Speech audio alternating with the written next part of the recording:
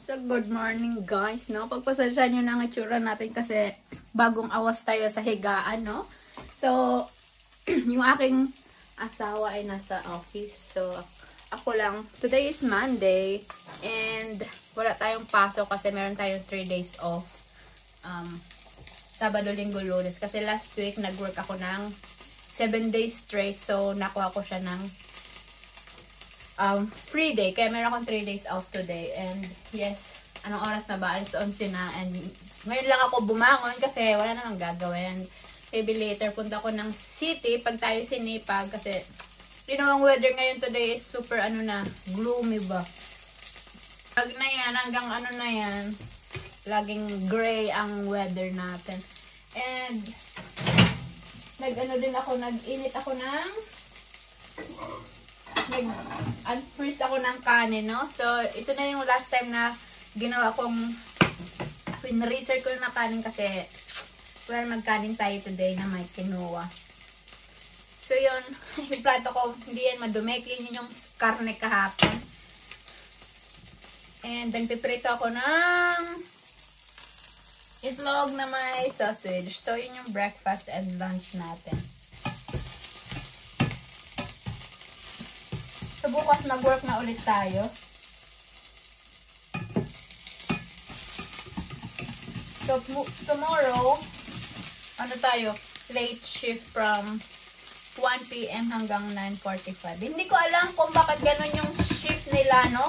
Kasi, pag umaga, ang shift namin, 6 AM to 2 PM and 12 minutes. Hindi ko mag-gets bakit may minutes siyang natitira. Pero yeah, ganun sila. And yung split shift naman is from 1:30 PM to 9:45 PM. So, hindi ko alam ba't hindi nila saktuin sa oras, ba't may ganun. Pero yeah, wala tayong magagawa kasi yun ang kanilang time. And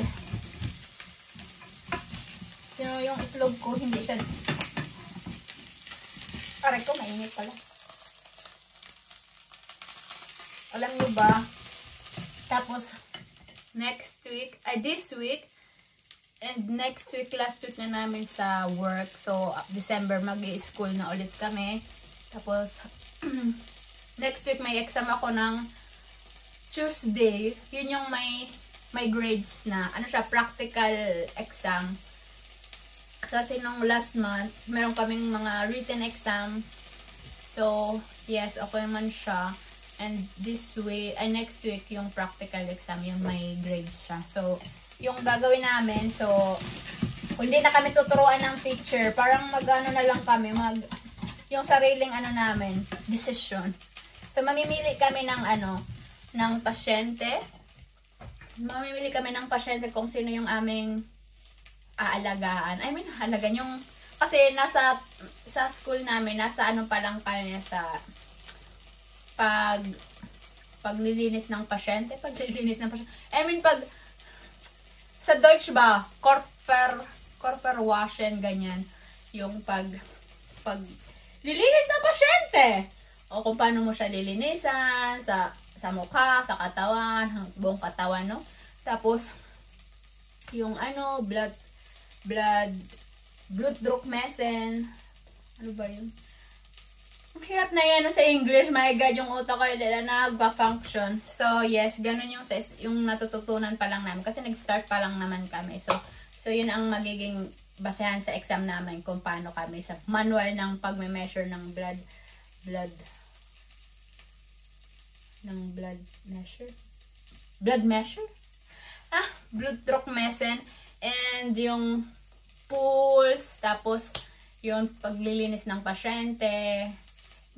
Magpipili kami ng pasyente kung sino yung aming aalagaan, no? So, Tuesday siya. So, Monday pa lang, magpe-prepare na ako. Tatanungin ko na yung aming mga nurse doon kung sino, or ako na lang mamili kung alin mas madali ba para sa akin na alagaan.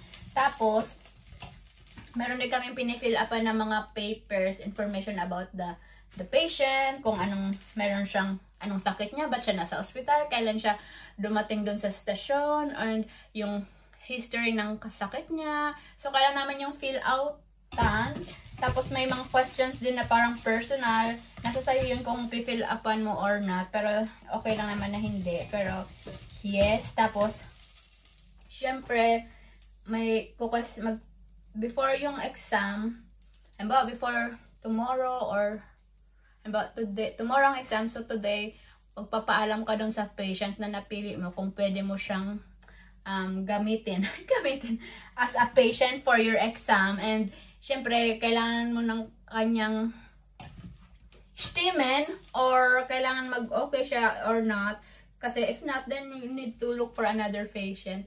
But yeah, mga patient naman is mababait. So, kadalasan nag-yes naman sila. So yes. So, kailangan paalaman yung patient na inform sila na if okay lang na siya yung maging patient mo tomorrow kasi may exam ka. And then, yeah, yun nga. And then, what's next? And yes, then the next morning, of course, you need to prepare everything na kailangan mong gawin. That prepare all the things na kailangan mong gamitin.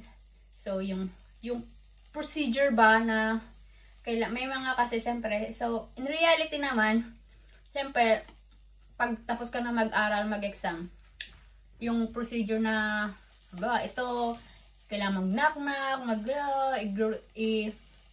mag-hello ka sa patient, may kailangan pindutin, close the curtain, something like that. So, kailangan nasa tamang procedure ka, no? Kasi nga, as a student na parang nag-aaral ka pa lang ng mga ganun mga style. So yeah, so wish me luck na sana na makapasa tayo, no? So nasa Provicite pa lang ako na 4 months kasi I'm taking 1 year para doon sa nursing assistant.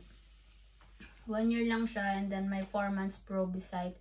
Yun yung parang depende sa grades and paano ka mag-work. So, titingnan yun kung after nung 4 months, titingnan yun kung makapasa ka or not. If not, then you're out. And then, so last month na namin sa December yung Provicite na hanggang December. Kasi December, after namin ng work, no? This month sa hospital, pagpasok namin sa school, meron na naman kaming exam, no? 4 na exam na naman yun, and every week. Tapos, but yeah, hanggang may naman kami school holiday. So, I hope. And then next year, ibang station na naman kami mapupunta. Hindi na kami dun sa station na pinagtatrabahuhan namin ngayon. So, paiba-iba. So, meron siyang mga, siguro 3 station kami hanggang matapos yung school year. And, yeah, I hope sana makayanan natin at makayanan ng mga utak natin, mga cells ng utak natin, no? Kung kaya ba natin. But, surviving naman tayo. And, I hope so.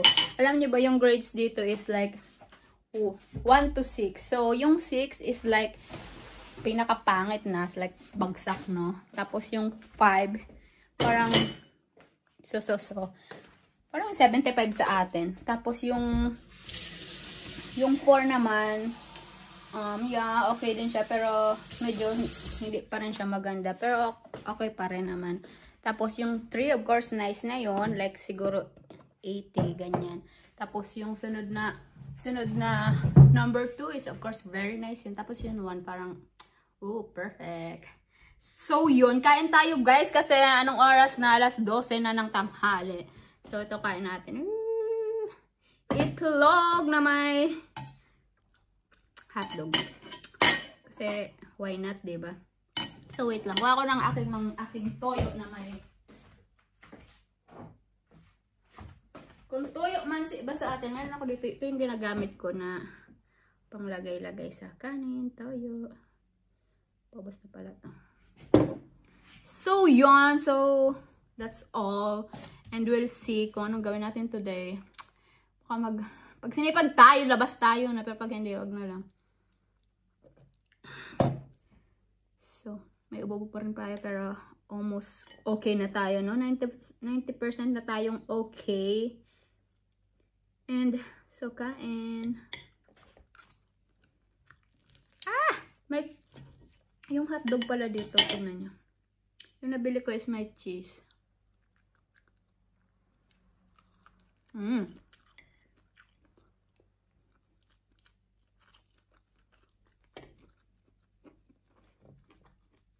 So, kain muna ako guys. See you later. So guys, ito na. Nasa labas na tayo, no? Punta tayo ng city today. Wala lang. Para may magawa naman tayo sa live. So, tara! Doon tayo sasakay sa ating bus station. Yung bus na 61 eh, dumaan na. Pero, dadaan muna yun doon. Tapos babalik ulit.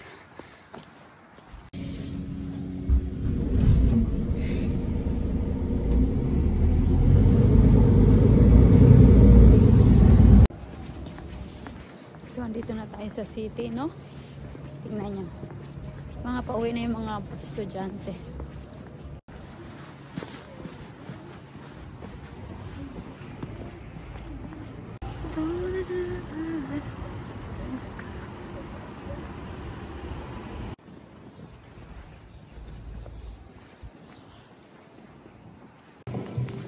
So, as na ulan na, ano, bumili ako ng pambalot. So, medyo madilim-dilim na, no? Maaga na ngayong dumidilim. So, uwi na tayo. Nabili na natin yung mga ating gustong bilhin. So, yeah. So, nakababa na tayo ng bus, no?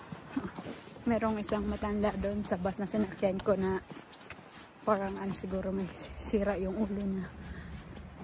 Tapos sige siyang salita. Tapos parang may inaaway siyang pasahero. Tapos, nag-call yung yung bus driver na syempre off date, sabi niya ano daw, pag pinagpatuloy niya daw yung ginagawa niya, papalabasin daw siya ng bus. So yun, tapos niya medyo tumigil siya kakasalita.